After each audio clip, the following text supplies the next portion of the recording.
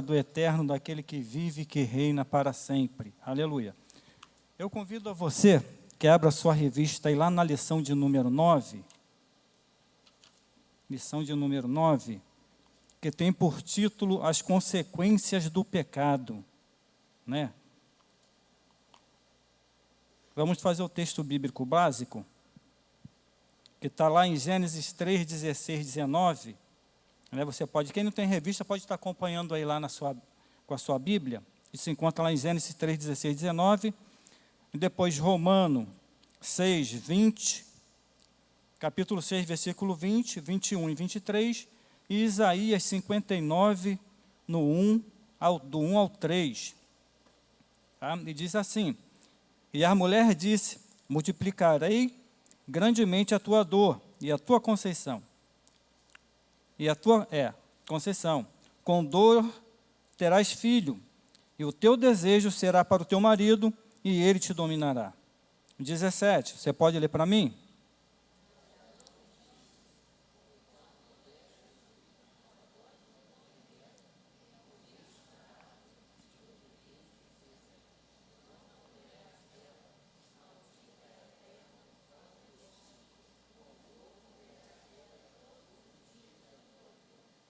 O 18, espinho e cardos também te produzirá, e comerás a erva do campo. 19,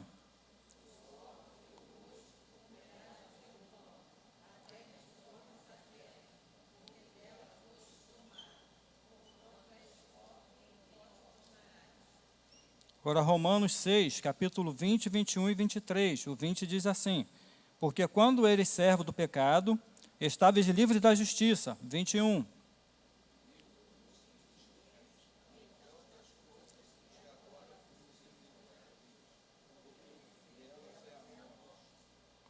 o 23, porque o salário do pecado é mas o dom gratuito de Deus é porque por Cristo Jesus, nosso Senhor.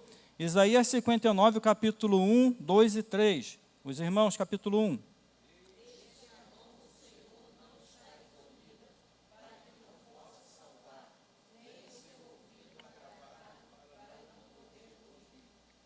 O 2, mas a vossa iniquidade fazer divisões entre vós e o vosso Deus, e os vossos pecados encobrem o seu rosto de vós, porque vós não ouça. 3, porque as vossas mãos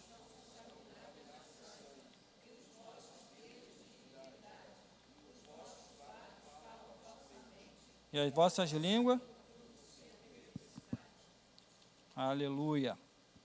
Texto áureo se encontra lá em Gálatas, no capítulo de número 6, versículo 7, que diz assim: não erreis, Deus não se deixa escarnecer, porque tudo o que o homem semear, isso também fará. Todos no 3, 1, 2, 3, não erreis.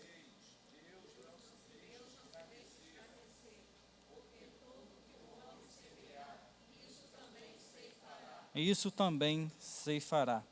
Irmãos, nesse trimestre nós estamos estudando a respeito da revista, que temos por comentarista o pastor Gilmar Chaves, e ele fez uns comentários extraordinários e fantásticos, muito esclarecedor, a respeito da lição exposta nesse trimestre. E nós vamos ver o homem, o pecado e a salvação.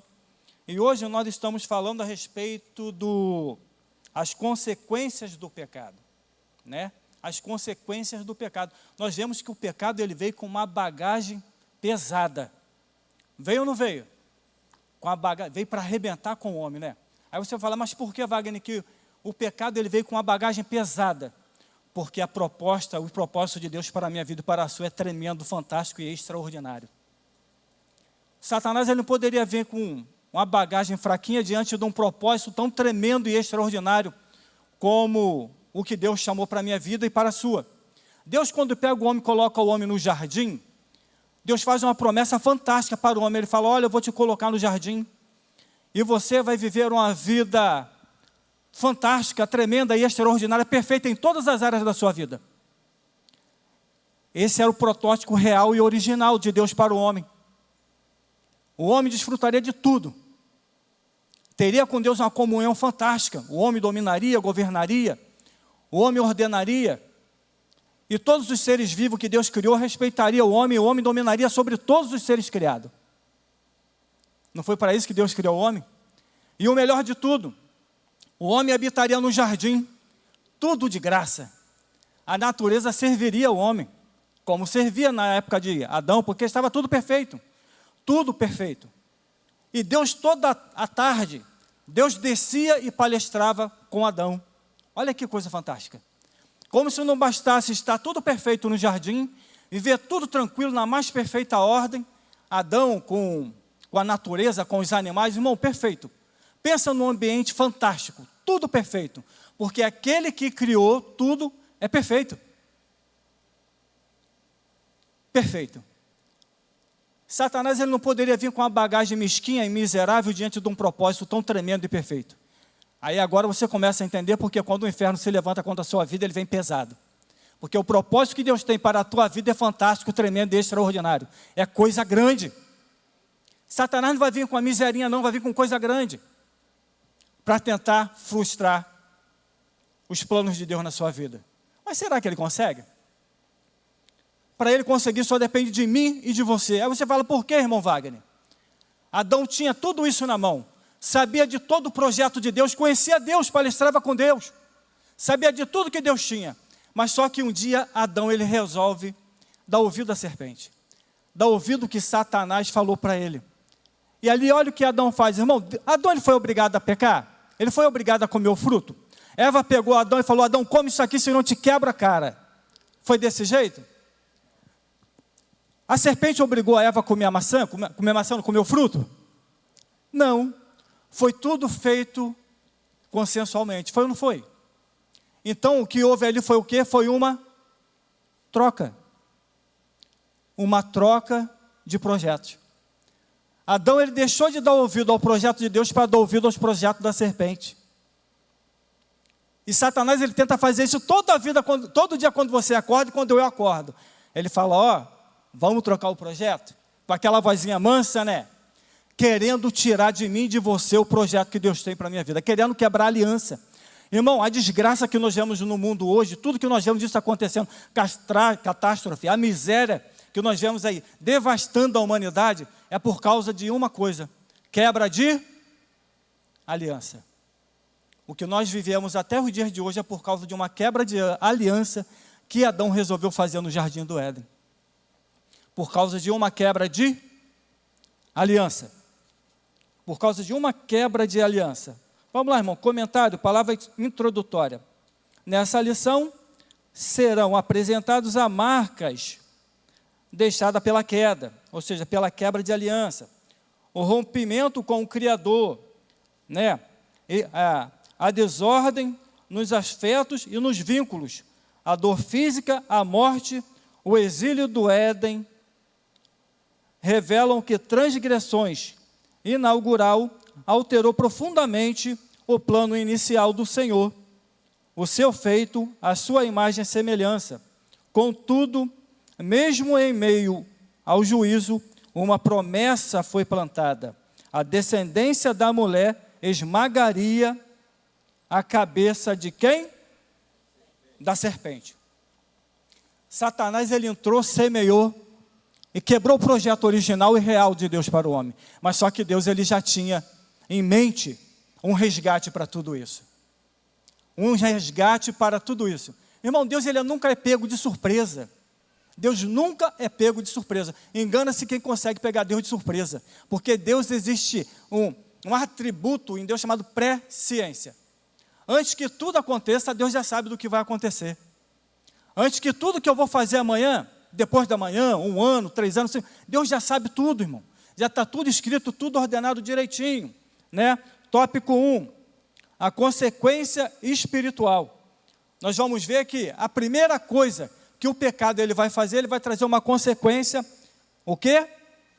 Espiritual. Mas por que uma consequência espiritual? Porque quando se é feito uma aliança, se emprega nessa aliança também garantias.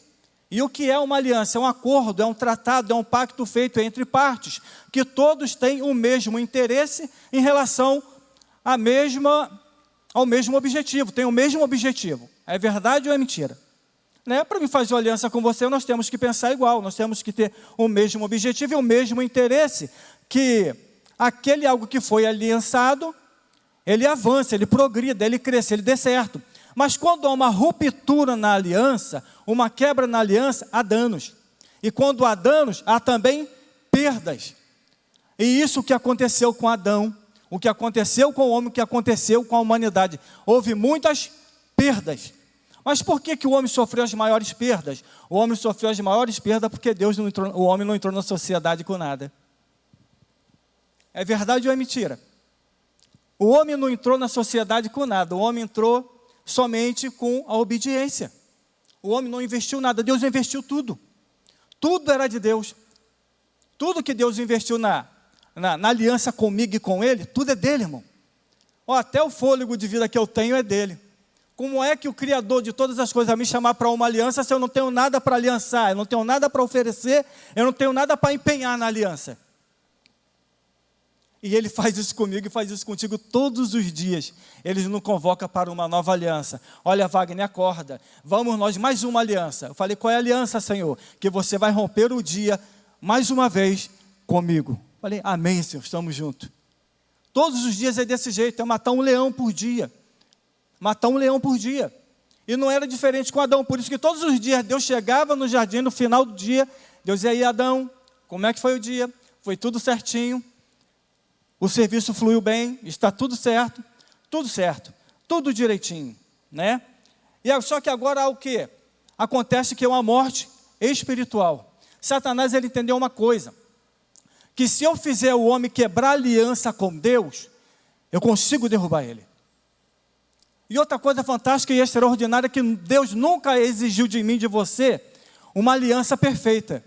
Aí você fala, mesmo, Wagner, Deus nunca exigiu de mim uma aliança perfeita? Mas uma aliança inquebrável.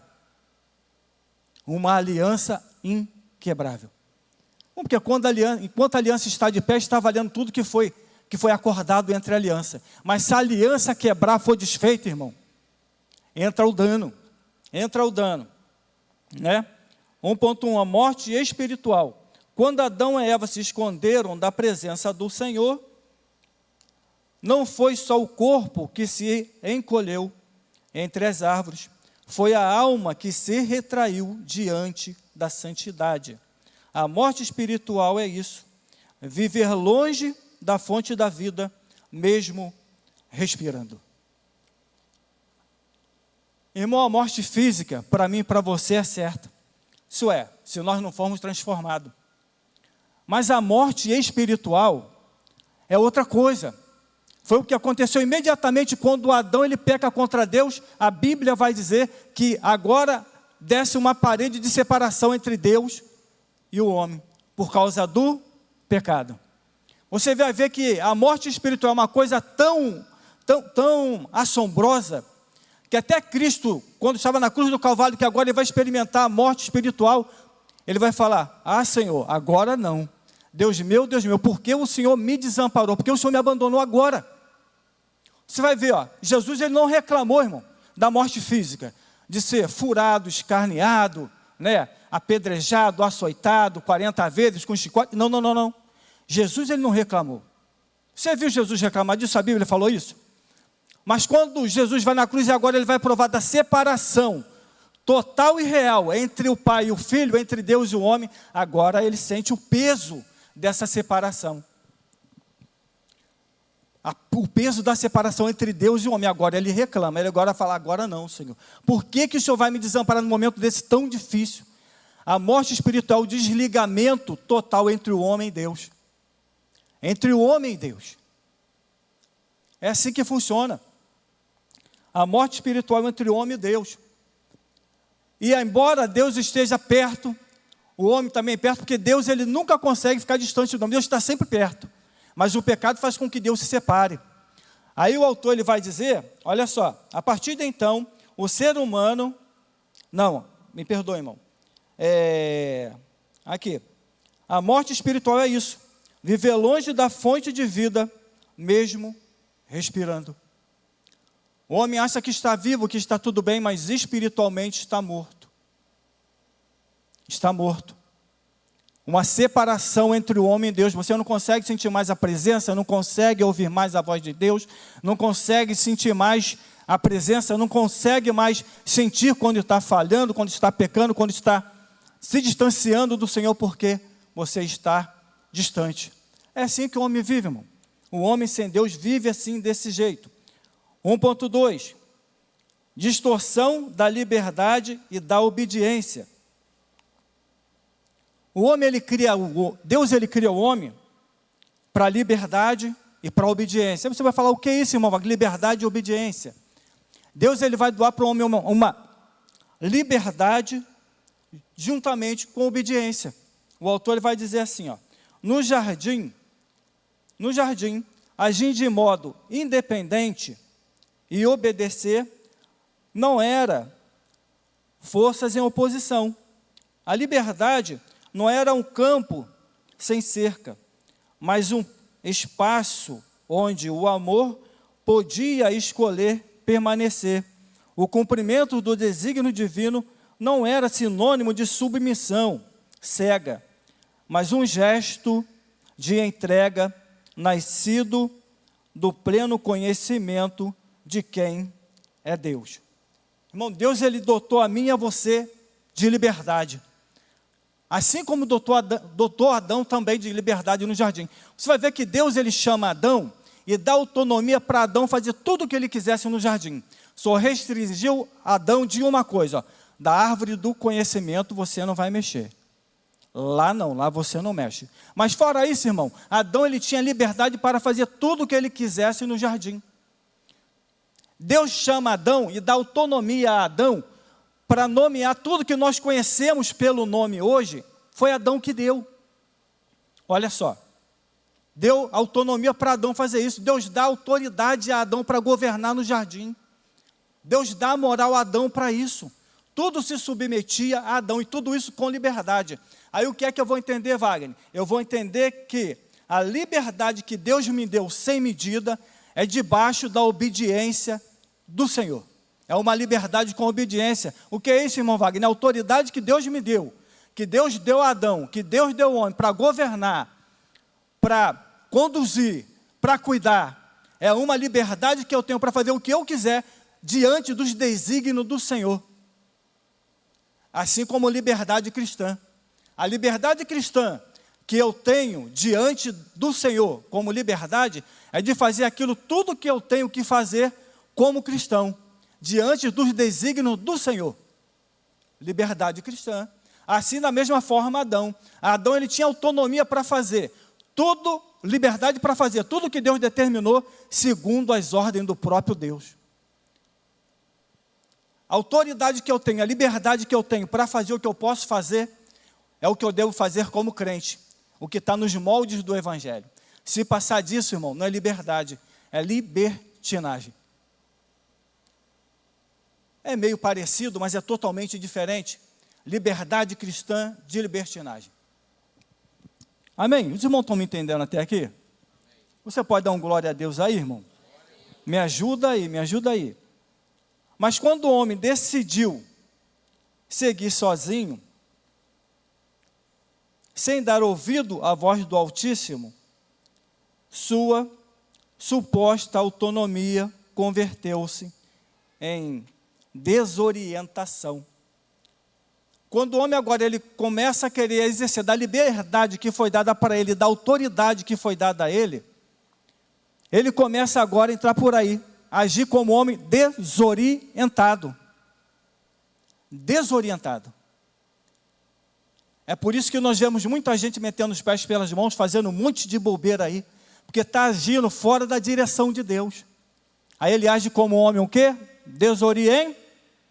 Desorientado. 1.3. A expulsão do Éden, né? A exclusão do propósito inicial. O propósito de Deus para com o homem começa no Éden.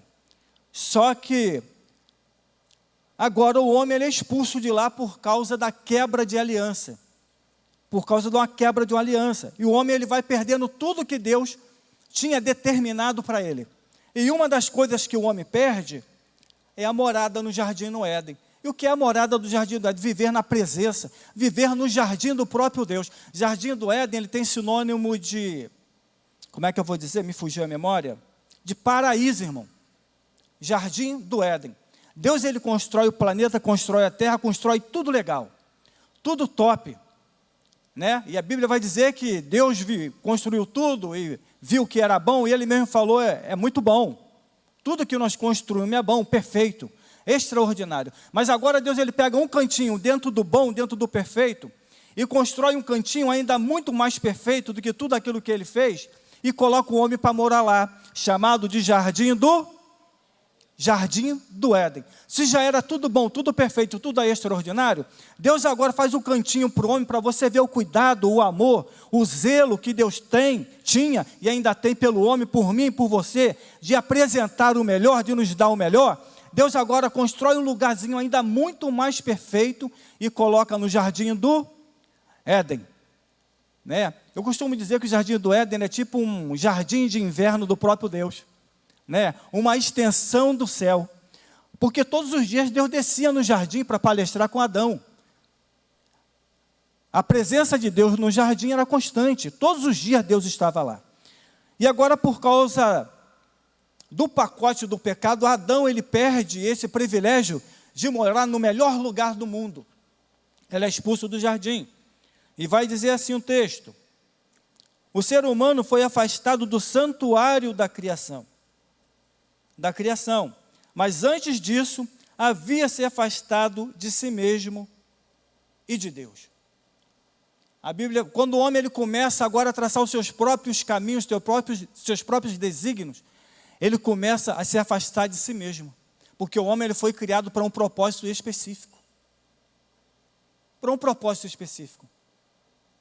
E a Bíblia não falha, a Bíblia vai dizer em todas as páginas, e o próprio Deus vai declarar o amor e o projeto real e original para o homem, que não muda, irmão, não mudou até os dias de hoje. Quem tentou mudar foi Satanás, enganando o homem, né? Persuadindo. Mas o propósito de Deus não, continua o mesmo até os dias de hoje, né? Até os dias de hoje. Antes disso, havia afastado de si mesmo e do próprio Deus, porque o homem ele começa a criar os seus próprios caminhos. Ele se afasta de si mesmo, por causa do propósito real e original, e acaba se afastando do próprio Deus. A Bíblia vai dizer que há caminhos que aos olhos do homem parece o quê? Perfeito. Mas o final dele é finalzinho de quê? Final de morte. Irmão, se o caminho do homem não estiver atrelado, alinhado aos caminhos do Senhor, é caminho de frustração.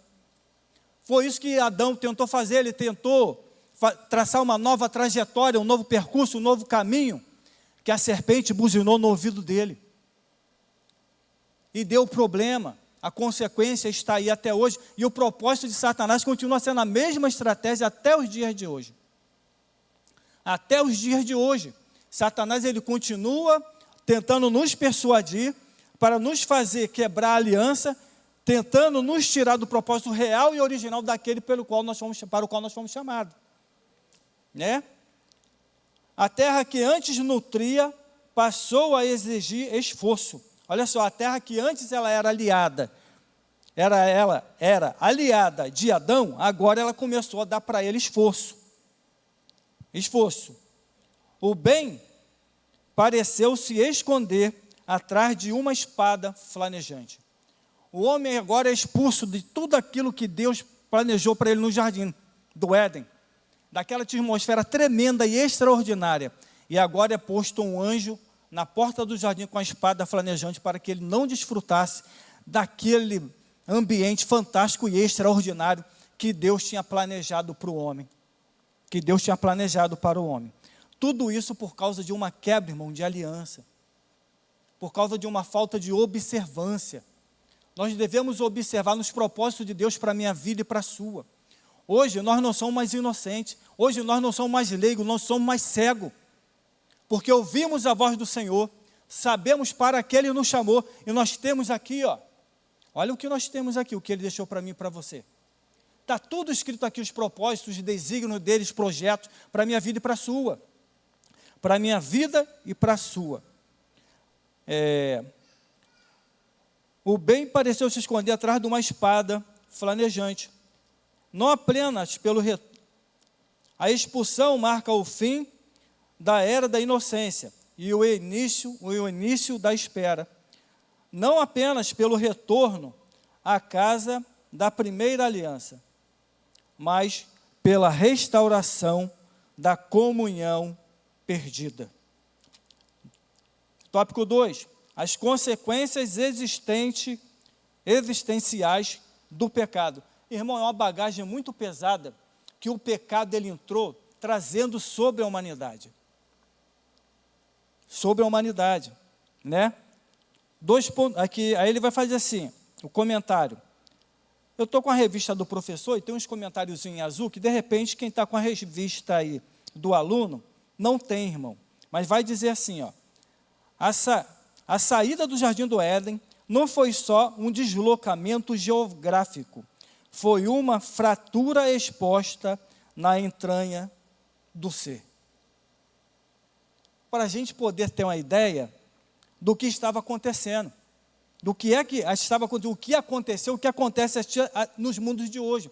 Nós estamos acostumados a ver tanta coisa miserável acontecendo, irmão, que às vezes acaba nos mortificando.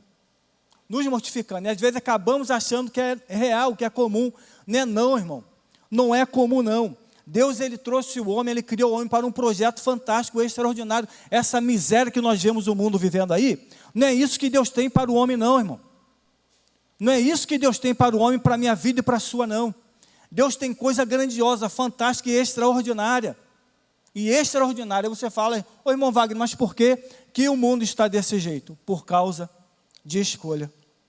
Por que é que você está aqui hoje? Por causa da sua escolha. Por causa da sua escolha.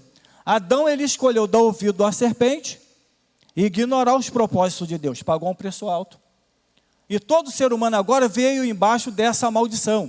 Mas só que nós ouvimos dizer que tinha um Cristo que removeria essa maldição. Não é assim? É por isso que o texto aqui ele está dizendo, não apenas pelo retorno à casa da primeira aliança, mas pela restauração da comunhão perdida. Aí ele nos restaurou a comunhão o quê? Mas porque ele te obrigou? Não, porque você decidiu dar ouvido ao evangelho, falar, opa, espera aí, você parou, você refletiu, e você deu ouvido, entendeu o sacrifício da cruz, falou, opa, Jesus morreu para restaurar, para resgatar. E você foi obrigado a aceitar esse sacrifício da cruz? Não, foi uma decisão de quem? Sua. Foi uma decisão minha, para que eu pudesse ser resgatado e para que Cristo pudesse devolver à minha vida todo aquele protótipo real e original, né? Não apenas, a queda não apenas separou o homem de Deus, também os expôs ao limite da existência. A morte tornou-se um fato. O sofrimento passou a moldar o caminho, e os vínculos, antes harmônicos, tornaram-se fontes de tensão. Olha agora o que é que a queda, a entrada do pecado, ele vai fazer. Ele vai fazer toda essa divisão. O homem era para ser o quê? Eterno. O homem era para passar pela morte? Não. Deus criou o homem para ser o quê? Para ser o quê, irmão? Para ser eterno. Mas agora, o pecado faz com que o homem ele vai até o fim da sua existência, os limites da existência. 2.1. Aí o homem agora ele vai começar a viver o quê? Por causa da consequência do pecado. Morte o quê? Morte física. Deus fez o homem para morrer? Não. A prova disso é que Deus colocou no jardim a árvore de quem? Da vida. Foi isso? Deus colocou na árvore da vida no jardim. Irmãos, o homem era para viver perfeito até os dias de hoje e eterno, se Adão não tivesse trocado os projetos de Deus para os projetos de Satanás. Era para viver perfeito, né? A morte é o limite da existência. Aí agora o homem ele deixa de ser criado para a eternidade, para ser fadigado à morte, e é o limite da sua existência. A advertência divina foi clara. Certamente morrerás, que está lá em Gênesis 2,17. Com a queda, o primeiro casal perdeu o acesso à árvore da vida, e a morte passou a moldar sua experiência. Sua experiência. O homem agora que foi criado para ser eterno, agora ele começa a ser fadado à morte, por causa de uma escolha, por causa de uma quebra de aliança, por causa de uma quebra de aliança, né? Lá em Romanos, no capítulo de número 6, versículo 23, vai dizer que o salário do pecado ele é a morte. Mas alguns teólogos eles vão afirmar que a morte ele já era um elemento pré-existente antes da queda, né? Mas isso é só para nível de conhecimento, uma vertente teológica. Mas já outros não. Nós defendemos a tese de que, eu defendo a tese, e outros teólogos também defendem a tese, como as Escrituras vai dizer que, por causa do pecado, o homem agora ele passou a ser fadigado à morte, né? Agora ele tem que passar pela morte. Aí algumas vertentes teológicas vai dizer que alguns que defendem que a morte passou a existir por causa do pecado e outros não. Outros dizem que a morte já era uma causa natural. Mas se a morte seria uma causa natural que o homem deveria de enfrentar, então por que Deus deixou a árvore da vida no jardim do Éden? Não é assim, pastor Tunim? Se o homem tivesse que morrer, não existiria a árvore da vida para que o homem vivesse vivo eternamente. Ela seria tirada de lá, Deus não ia perder tempo fazendo isso, né? Mais do que o cessar das funções biológicas, instaurou-se um modo de existência marcado pela sombra do tempo. Agora, a vida do homem ele tem um período de existência marcado. Os dias de vida do homem agora, ele começa a ser contado, porque ele perdeu a eternidade. Deixou de ser um ser eterno, para ser um ser apenas somente transitório.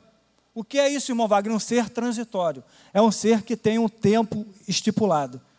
Hoje está vivo, amanhã está morto.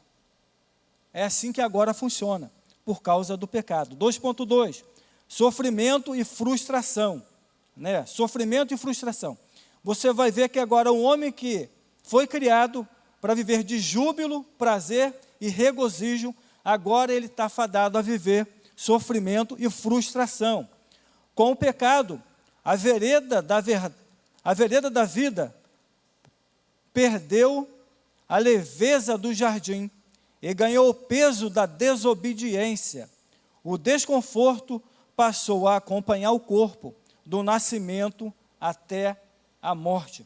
Ou seja, Deus criou o homem para viver numa leveza e de uma comunhão com o jardim. Só que agora o homem começou a ser fadado desde o nascimento até a morte. O cansaço,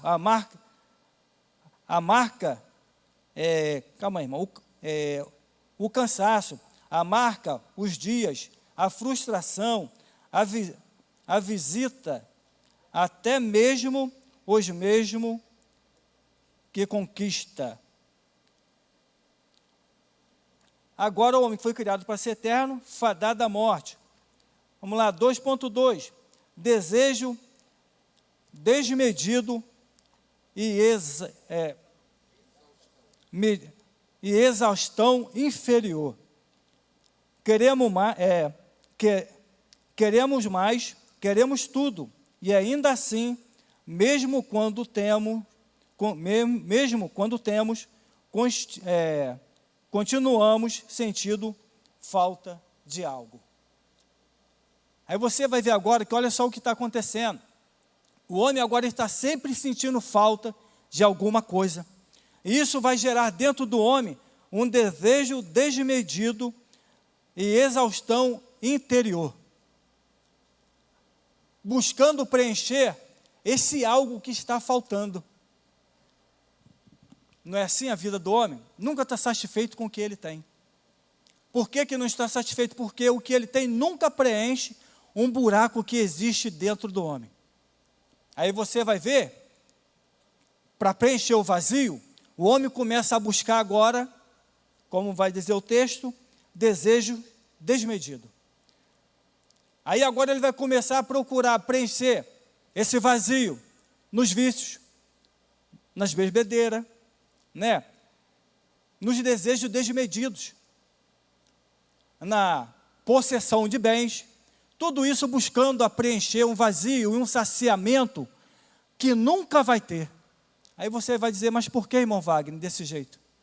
E o vazio vai estar lá, por mais que o homem conquiste, por mais que o homem possua, por mais que ele se divista, por mais que ele pule, por mais que ele beba, por mais que ele se prostitua, buscando alegria e prazeres para preencher o vazio que existe na alma. Nunca vai ser preenchido. Porque esse vazio é o vazio do eterno. O vazio do eterno. Nunca cessa, irmão. Nunca cessa.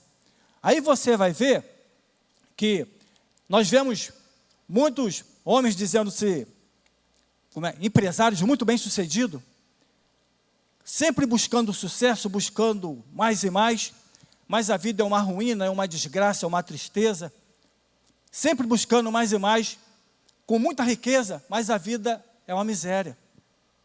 Muita riqueza e a vida é uma miséria. Quando ele deita a cabeça no seu travesseiro para dormir, bate o vazio na alma, bate a agonia, bate o desespero. Aí você vai ouvir dizer, um profissional muito bem sucedido, ou um empresário muito bem sucedido, se suicidou, se matou, morreu. Um vazio na alma, irmão, que ninguém consegue preencher. A falta do eterno, o vazio do eterno. E é assim que é a vida do homem. O homem sem Deus, ele vive buscando, tentando saciar, tentando preencher o vazio na alma, que nunca vai ser preenchido, porque é a falta do... Mas nós encontramos a peça, o que faltava para preencher esse vazio na nossa alma. Irmão, nós não somos milionários, nós não somos estupidamente ricos, mas vivemos uma paz, uma tranquilidade, deitamos a cabeça no nosso travesseiro e sentimos um refrigério, porque nós encontramos o que faltava. Era a falta do eterno, irmão, era o vazio que faltava. 2.3, fragmentação interna e ruptura dos vínculos. O que é? Ruptura dos vínculos, irmão. Ruptura da ligação. Rompimento da ligação ou ruptura da conexão. Rompeu-se o fio que ligava o homem com Deus. Foi cortado. E isso pode ser uma ligação ou uma conexão física, afetiva, moral, legal e lógica. Isso foi o que o homem perdeu com esse rompimento essa ruptura no ligamento dos vínculos. Isso tudo aconteceu, né? O pecado não afetou só o corpo e a ordem criada. Ele também feriu o íntimo de cada indivíduo e comprometeu seus vínculos. Adão culpa Eva, culpa a serpente, e o que antes era comunhão se converte em confronto. Isso, Adão culpa Eva e a Eva culpa a serpente. E antes o que era comunhão se converte em confronto. Aí nós vamos ver que esses parâmetros, ele existe até muitas das vezes dentro da casa de muita gente. Dentro da casa de muita gente. Aí nós vamos ver que o que era para ser o melhor lugar para se estar, que é a família, é o lar, é a casa, é o esteio, né?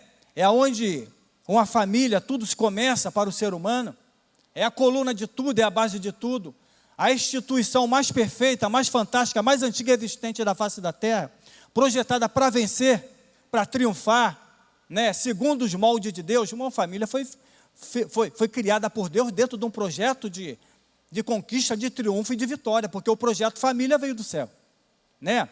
E agora nós vemos às vezes, a ruptura dentro da família, dentro desse contexto, por causa da ligação e da conexão dentro da própria família. Dentro da própria família, né? E aí começa agora a discordância entre marido e mulher, com os filhos, começam-se os problemas, e a família que foi projetada para vencer, agora começa a ser fadada à queda. Aqui tem um adendozinho, que vai dizer assim, ó, na revista, eu não sei se tem na de vocês, ó, a voz que antes era familiar, tornou-se motivo de medo, né? A presença que antes era descanso, passou a causar culpa e vergonha. A queda desfez o fio invisível que ligava o ser humano ao Criador, não por imposição dele, mas por decisão de quem? Decisão nossa, decisão do próprio homem. Irmão, se tem uma coisa que Deus ele nunca quis, foi romper o elo de ligação entre Deus e o homem, cortar o contato. Deus, até os dias de hoje, ele investe no homem. E ele mantém um protótipo, um projeto real e original de vida para o homem de perfeição, de conquista, de triunfo, de vitória. Deus, ele continua com o projeto original. Aí você vai falar, poxa, mas por que o homem continua rejeitando esse projeto de Deus para a vida do próprio homem?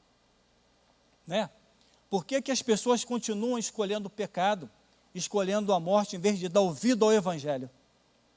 Ao invés de dar ouvido ao Evangelho.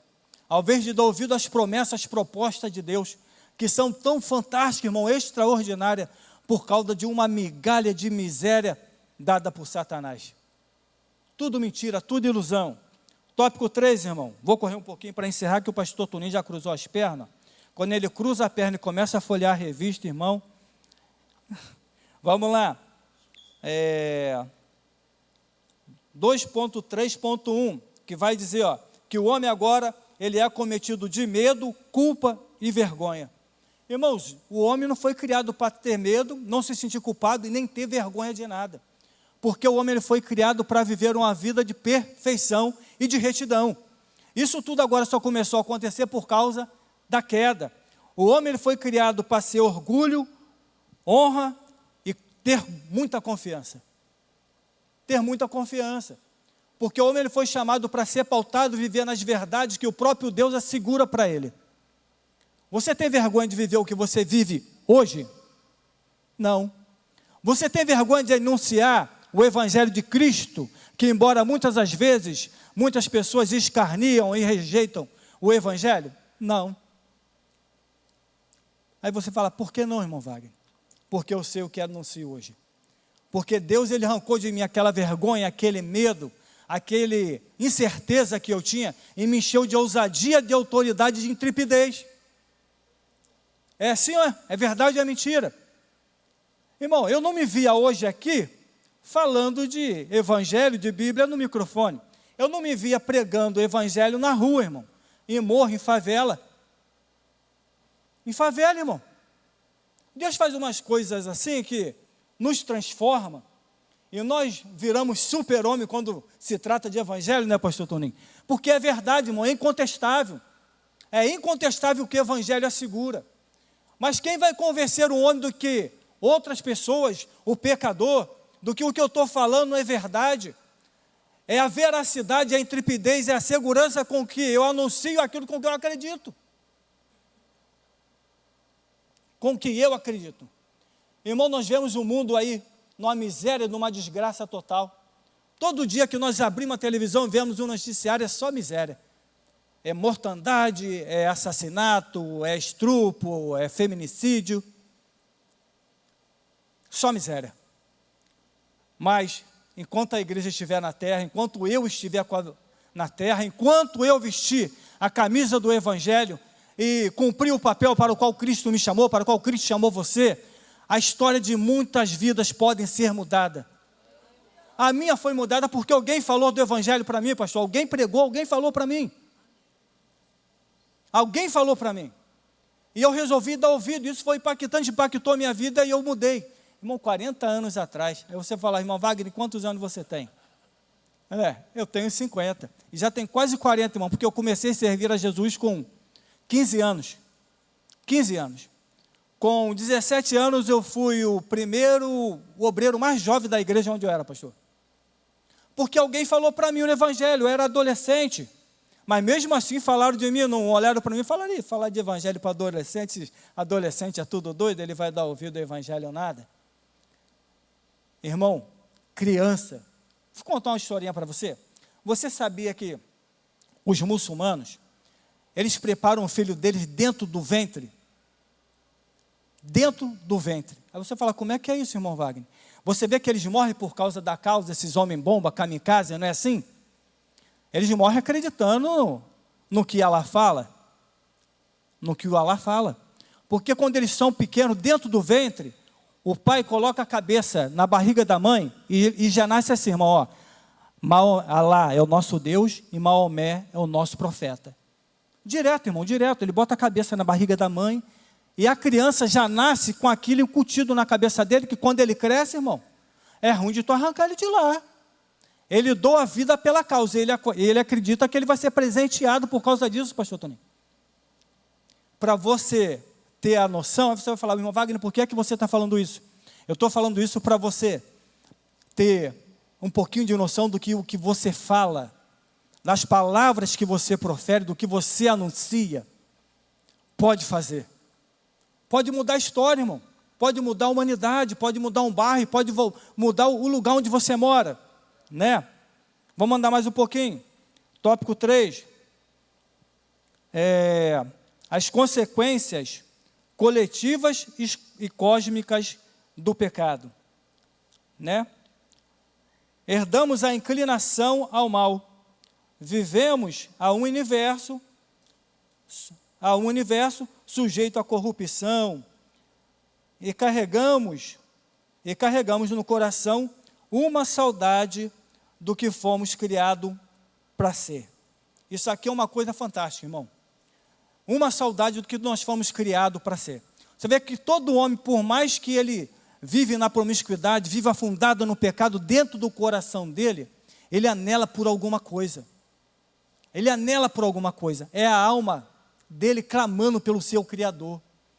Gemendo, clamando pelo protótipo real e original. Dentro do homem existe uma partícula, a partícula de Deus, né? Nós vamos ver que o homem ele foi criado do pó da terra. Mas só que ele era apenas um boneco inanimado. Mas quando o próprio Deus ele desce do céu e sopra no homem, o homem agora ele torna-se alma vivente. Partícula de Deus na minha vida e na sua. O homem ele é um ser híbrido. Ele é composto de material terreno, de partículas terrenas, mas ele é composto também de material eterno, material do próprio Deus. E isso faz com que todo homem na sua mente, no seu subconsciente, saiba que existe um Deus.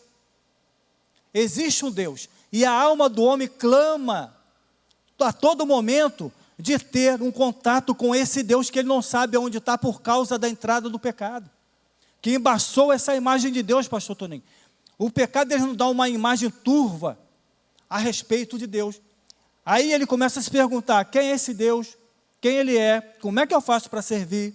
Aonde ele está? E o homem agora ele começa a buscar Deus em vários lugares. Porque dentro do subconsciente dele tem uma partícula que clama por Deus. Que clama por Deus. E como é que o homem vai saber quem é esse Deus? Por causa da minha ajuda e da sua. Por causa da minha ajuda e da sua. Por isso se faz necessário você não cessar sua voz. Continua falando, continua anunciando, continua pregando as verdades do Evangelho. As verdades do Evangelho, né? Uma saudade do que fomos criados para fazer. Contudo, no início do juízo, o Senhor plantou também a semente da redenção. Né? O Senhor plantou a semente da redenção. 3.1. Homens e mulheres herdam a inclinação ao mal. Como é que é isso, irmão Wagner? O homem agora é criado perfeitão no jardim do Éden, top demais. Com a entrada do pecado, o homem agora ele ganha um coração com anomalias. Um coração com anomalias, um coração doente, um coração defeituoso. Que outrora o homem tinha um coração o quê? perfeito, porque ele foi criado perfeito. Agora ele cria um coração com anomalias, com tendência para o pecado, com tendência para o mal. Desde a queda, pendemos ao egoísmo, à desobediência e ao desejo da autossuficiência. Engana-se o homem que acha que ele é autossuficiente para viver do jeito que ele quer, guiar e traçar os seus próprios caminhos. Irmão, ignorância, tolice. É impossível o homem viver distante do seu Criador. É impossível o filho viver distante dos braços do Pai, do cuidado do Pai, do abraço do Pai. Viver sem direção do Pai. Nós vemos que quem tentou fazer isso foi o filho pródigo. Você lembra do filho pródigo? Um belo dia ele tentou viver distante do Pai, largar o Pai para lá e ir embora. E nós vamos ver que no finalzinho, ele se arrepende e ele fala, tentei traçar os meus caminhos, viver longe do carinho do Pai, do abraço do Pai, da segurança do Pai, da proteção do Pai, da direção do Pai, e vim parar no chiqueiro de porco.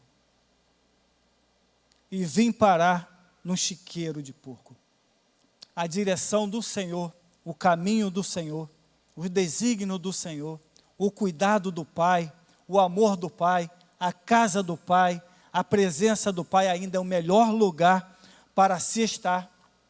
3.2. A criação está sujeita à corrupção. A corrupção e está sujeita à corrupção e aguardar a redenção.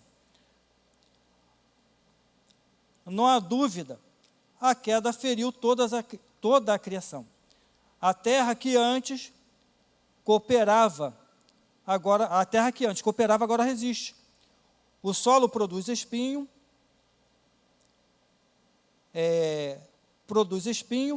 o trabalho exige suor, e a natureza geme sob o peso de uma humanidade afastada do Criador, que lhe deu origem, forma e alento. 3.3. A graça floresce entre nós. Olha só. Aí nós vamos ver que agora, embora o homem fez a sua escolha, Adão fez a sua escolha, renunciou tudo que Deus tinha feito para ele. O projeto original, real, a proposta fantástica e extraordinária, e agora ele decide viver no pecado, decide dar ouvido a Satanás, decide a lançar fora os projetos que Deus tinha de melhor para ele. Mas só que Deus agora, ele tinha um plano, desde o princípio Deus tinha um plano. Aí nós vamos ver que, quando o homem ele peca contra Deus, que Deus desce no jardim, que ele agora ele entende, que ele corre e se esconde, e que entende que ele está nu, nós vamos ver a primeira providência de Deus trajando veste de couro de animal. Primeira providência. O próprio Deus trajando Adão com vestes de animais, né? Já era a providência de Deus para a vida do homem, para cobrir as vestes e derramando o sangue de um animal substituto, derramando o sangue do substituto.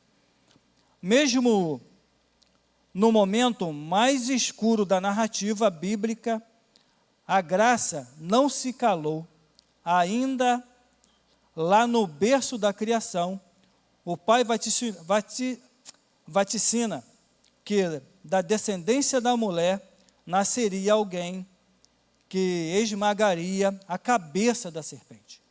Ele já apontava para um redentor, ele já apontava para alguém que viria, resgataria o homem e restauraria o projeto real e original. E por causa desse projeto real e original, por causa desse Salvador, por causa dessa providência de Deus, nós estamos aqui hoje.